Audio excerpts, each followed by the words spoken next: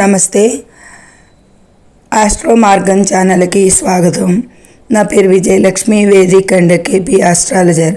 ఈ వీడియోలో 2026 సంవత్సరంలో జూన్ మాస గోచార అంచనాలు వృషభ రాశి వారికి తెలుసుకుందాము. ఇందులో అయితే ఆరోగ్యం పరంగా కానీ, ఆర్థికంగా కానీ, కెరీర్ పరంగా, విద్య, విదేశీ ప్రయాణాలు, కోర్టు కేసులు, ఆస్తులు, అప్పులు, సంబంధాలు మరియు చేసుకోదగ్గ పరిహారాలు అన్నీ కూడా వివరంగా తెలుసుకుందాము వృషభ రాశి వారికి అనేది చెప్పడం జరుగుతుంది.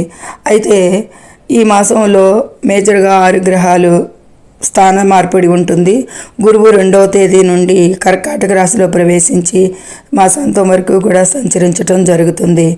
అయితే శుక్రుడు మిథున రాశిలో 8 వరకు సంచరించి 9 నుండి కర్కాటక రాశిలో గురువుతో సహా సంచరించడం జరుగుతుంది మాసాంతం వరకు. అయితే బుధుడు కూడా 22 నుండి మిథున రాశి నుండి కర్కాటక రాశికి చేరుకుని అక్కడ సంచరించడం జరుగుతుంది. అలాగే వృషభ రాశిలోనే సంచరిస్తున్న సూర్యుడు 15వ తేదీ నుండి మిథున రాశిలో సంచరించడం జరుగుతుంది.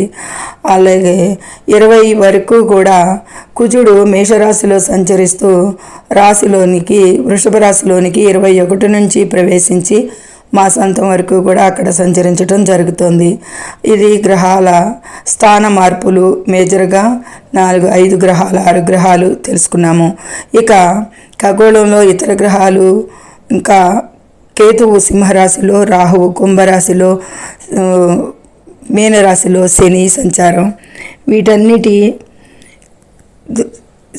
సమన్వయానుగుణంగా రాశి ఫలితాలు వృషభ రాశి వారికి తెలుసుకుందాము.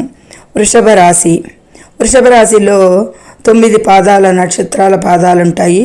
కృత్తిక 2, 3, 4 పాదాల వారికి, రోహిణి 4 పాదాలు, మృగశిర 1, 2 పాదాల వారికి, ఈ 9 పాదాల వారికి కూడా ఈ ఫలితాలు వర్తిస్తాయి వృషభ రాశిలో.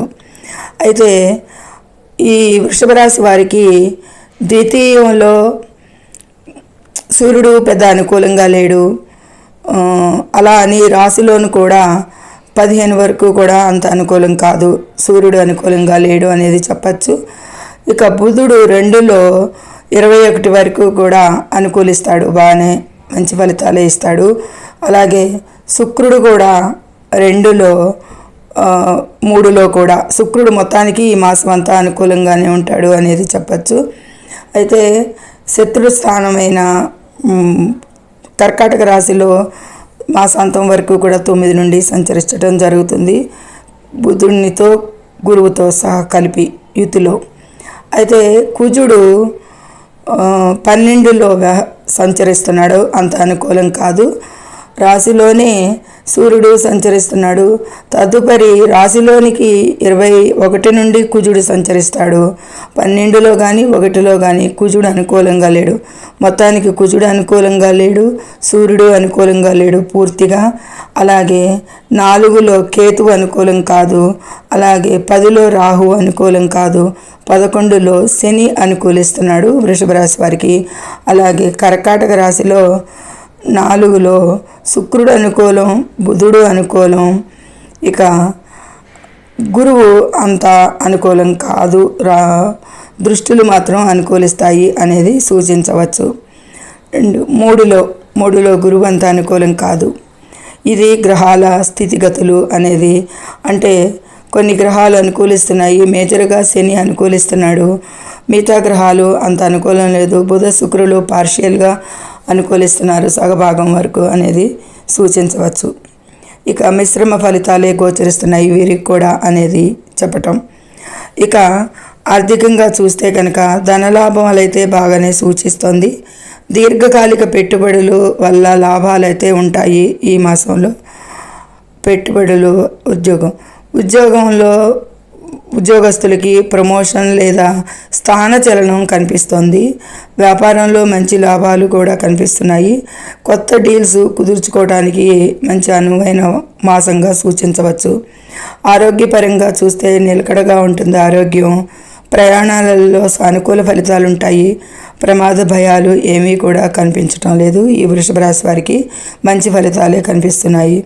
ఇక విదేశాల్లో చదువుకోవాలనుకునే విద్యార్థుల వీసా సమస్యలు కొద్దిపాటి తొలగిపోతాయి. ఈ మాసంలో పోటీ పరీక్షల్లో కూడా అలాగే విజయం సాధిస్తారు అనేది చెప్పవచ్చు. ఇక భూ వివాదాలు ఏమైనా ఉంటే ఈ వృషభ రాశి వారికి ఈ మాసంలో పరిష్కార మార్గం వైపు వస్తాయి. కొత్తగా అప్పులు చేయడం అయితే మాత్రం ఈ మాసంలో చేయకండి. అప్పులు చేయటం తగ్గించాల్సి ఉంటుంది. ఇక కుటుంబంలో సంతోషం నెలకొంటుంది. భాగస్వామితో బంధం బలపడుతుంది. బాగానే భార్యాభర్తల మధ్య కానీ వ్యాపార భాగస్వాముల మధ్య కానీ బంధం బాగానే బలపడుతుంది.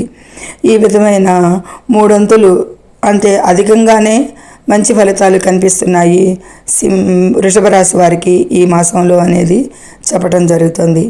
ఇంకా మంచి ఫలితాలకి శుక్రవారం రోజున లక్ష్మీదేవికి ఆవు నెయ్యితో దీపారాధన చేయడం వల్ల ఆర్థికాభివృద్ధి కలుగుతుంది అనేది సూచించడం జరుగుతుంది.